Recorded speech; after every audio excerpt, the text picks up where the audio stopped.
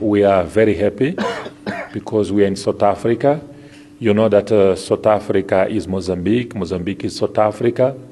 We are brother between two countries and two people.